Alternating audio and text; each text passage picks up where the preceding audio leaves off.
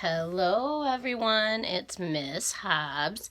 As I promised, imagine that, me, I'm a little late on something that I promised, is our book that we were reading in class called Rain, Rain. Just to kind of give you an overview in case if any of you forgotten since it's been a while. This book, Rain, Rain, is about a girl who is a fifth grader who has autism, and she's really obsessed with homophones. And remember, a homophone is a word that sounds the same but is spelled different and has a different meaning. Like the word great, like, oh, you're so great, and the word great, like a grate that covers something that might be on a floor. Or in this case, you could think about her name is Rose, and there's also rows, like rows of seats. So I'm going to pick up where we left off. I'm going to read a couple of chapters in here. During this time, if you want, just like we normally did in class, you could draw while I'm reading. I'm going to do a couple chapters each day. Now remember, there's no pictures in here, so that part is not exciting, so you need to use your imagination. We're going to pick up in the middle of the last chapter where we left off. And it says, my father stays home the rest of the day. He stays at home after dinner too. Rain and my father and I are alone in our house with 8 tall trees outside. I can hear wind now and a little rain. My father turns on the weather channel and I sit across the room with my back to my television. We're right in the path, I hear my father say. It can't miss us. Morgan broke a rule today. I tell you without turning around. She didn't raise her hand, and she interrupted Mrs. Kushel. My father doesn't answer. You know who else broke a rule? Josh. On the very first day of school, he yelled and is yelling against the rules. You want to come over here and watch this like a normal person. And once Anders tripped me on purpose, and twice Flo butted into the middle of the lunch line. Rose, I can't hear the television. And also, my father stands up. He starts to throw the remote control at me, but then I think he remembers that the TV won't work without it. So he puts it down. Go to your room, he says. I back away from him. Rain follows me to my bed. I get out my list of homophones. I can study it, and then from the living room, I hear the Weather Channel's Rex Carsby say, check out the links posted at the bottom of the screen. I jump off my bed. Rain, links, and links. A new homophone. I run my finger down to the L section of the list and see that there isn't any space for my new homophone pair. I'll have to rewrite the list, starting with the L section.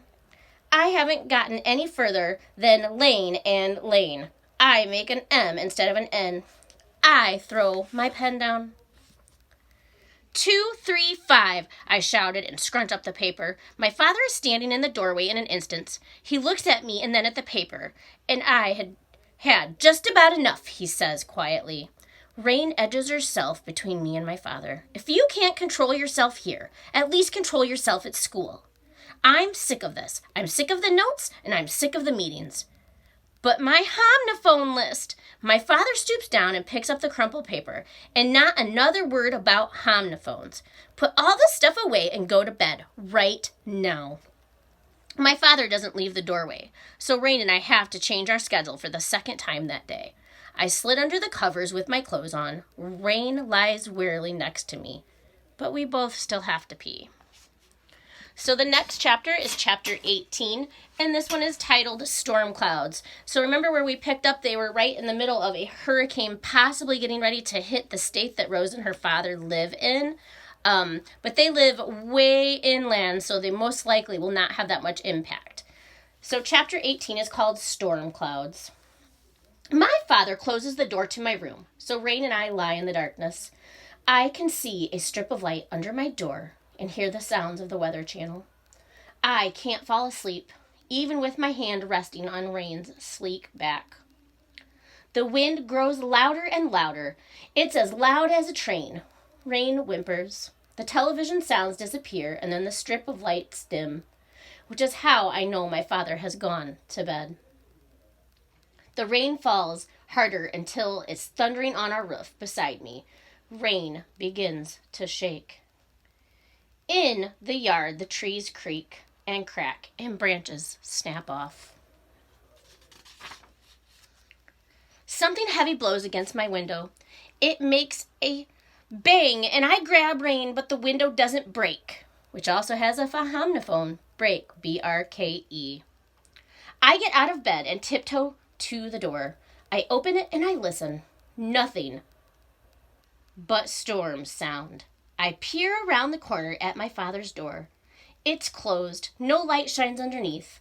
I go back to bed, leaving my door open. My clock says 11:34 p.m.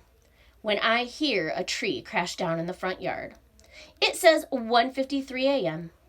when a violent gust of wind hurls against our front door, and I wonder what we left outside. Rain shakes until the bed vibrates. The clock says 3:10 a.m. when I hear a ferocious crack from somewhere, maybe the street. Then my clock blinks off of all the humming sounds in the house. Come on, stop. Our power has gone out. I hug Rain as tightly as possible, and I finally fall asleep. When I awaken, there's dim light seeping around my window shades. The house is quiet. The storm must nearly be over. Rain is not in my room. Chapter 19. Rain doesn't come when I call. On our kitchen counter is a clock that is not electric. It's round and blue, and on the face is a drawing of an ocean wave. Above the wave are the words Atlantic City. The morning after the storm, I tiptoe out of my bedroom and into the very quiet kitchen. The first thing I look at is the clock. The hands are pointing to 8:05. Next, I turn around to see my father's door is open. It is not. I pick up our phone and listen for a dial tone. Nothing. I press a few buttons and still nothing. We have no electricity and no telephone. I walk to the window in the living room and I look outside.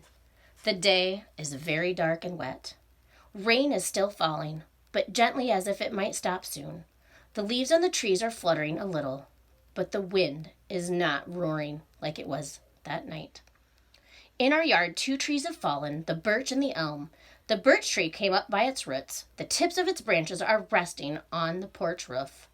The elm tree snapped just above the ground. It fell in the other direction across the road and took the power lines with it. Also, one of our oak trees split down the middle, and the top part snapped off another. There are branches and leaves everywhere I look. I peer sideways over to the driveway, which is covered with branches and leaves like everything else, and I follow it to the road. I draw my breath in tight, and I realize that I can see the stream that runs along the hood. This is the first time I've been able to see the water from far away. As I mentioned in Chapter 15, where we live, there has never been more than 10.5 inches of water in that stream. But now the water is so deep that it's flowed over its banks and flooded both the road and the lower part of our yard. It's rushing along fast and hard and swollen like a river, and it couldn't fit under our bridge, so it roared over again. The bottom of our drive has washed away. Sturdy pieces of lumber are breaking apart and hurtling down the hood. We are stuck on our property. Even after the water recedes, the stream will still be there, with no driveway bridging it. I turn around, wondering whether it's okay to wake my father. I want to ask him about the bridge and hear his thoughts on being stranded. I'm about to knock on his door when I realize I haven't seen Rain. She's not in the kitchen or the living room. I go back to my room and under my bed. Sometimes Rain hides if she gets scared. No Rain. I check the bathroom. No Rain. I look in the kitchen and the living room once more. Rain, I call. Rain. Nothing. So I call louder. Rain. Suddenly the door to my father's room bursts open. Rose, quit yelling. I let Rain outside. She had to pee. You let her outside when? I don't know, a while ago. Did you let her back in? No. Why didn't you? Because it was early. I went back to sleep. She's probably on the porch. I forgot about the trees and the water and the driveway and being stranded. I fling open the front door. The porch is wet. Everything is dripping and the couch is soaked. Rain is not there. I call her name. Then I step onto the porch in my bare feet. I stand at the top of the steps and call, Rain, Rain, Rain, into the gray morning. The only sound I hear is dripping. I begin to breathe very fast. I think this is a sign of panic. 2, 3, 5, 7, 11, I say. 2, 3, 5, 7, 11.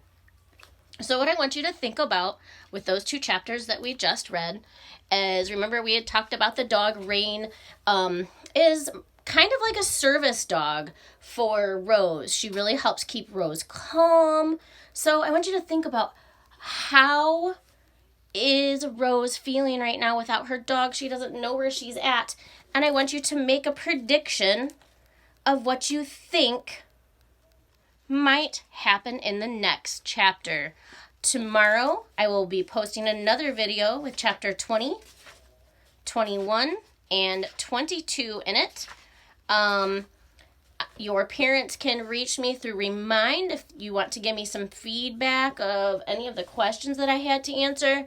I hope that you are all enjoying the read aloud. I know it's not the same as in our classroom, but for right now, this is what has to work to keep us connected, and I will be making other videos coming down soon. I miss you guys. Bye.